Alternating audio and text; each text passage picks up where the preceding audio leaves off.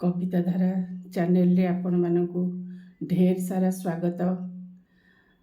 आपण मानक पई आज मु कविता रे वर्णना करने को जाऊँगी मामू घर। आमर मामू घर समस्तंकर अति प्रिय। समस्ते निश्चित मामू घरे किछि ना किछि नूतनत्व अनुभव करती। से अनुभव को नहीं मोर आज ये कविताटी। खरा छुट्टी पाई अनेई थाऊ जीवु बोली मामू घर। पाइबाकु अजा आईक स्नेह मामू माईक आदर। माउसी मानक स्नेहर कांगाल पिला दिनु अटे मुही। सकाळु संज कटि जाए तांको पछे धाई धाई। गाधोई पाधोई खुआई दियंती अति आदर जत्नरे। जामुकोली पुणी केते बणकोली खोउ थांती निरंतरे।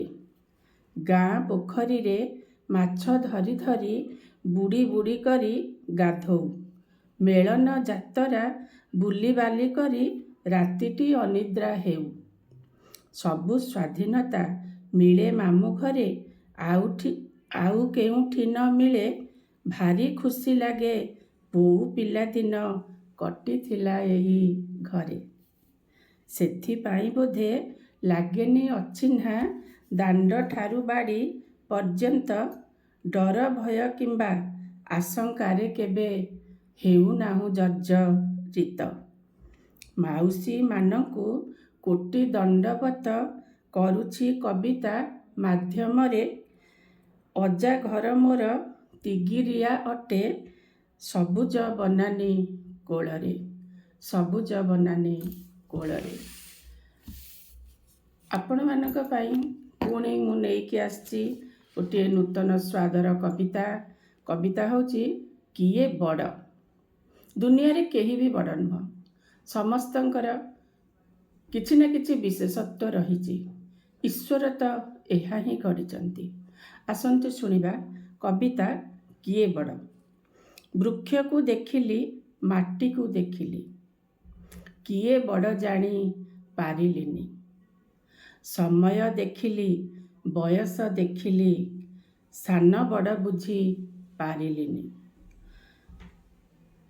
आकाश देखिली बरसा देखिली शेष सीमा देखा गलानी। फूल को देखिली रंग को देखिली किए भल कही पारिलिनी।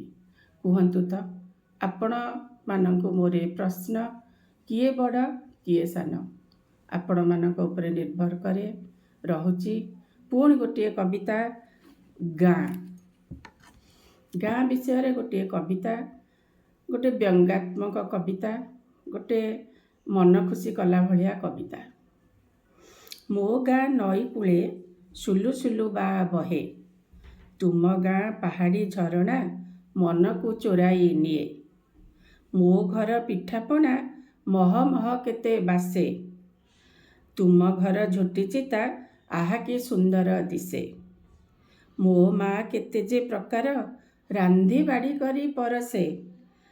तुम घरु सदा मिठा मिठा बास्ना मन को रखे हरसे। मो घर आउ तुम घर बदलिकी हेउ आम घर। डेरी न करी धरी दे हाथ रखिदे कथा मोहर। आशा आपण मानंकु एई गीतटी निश्चित मन को मुग्ध करिब। रहुची मो संयुक्ता।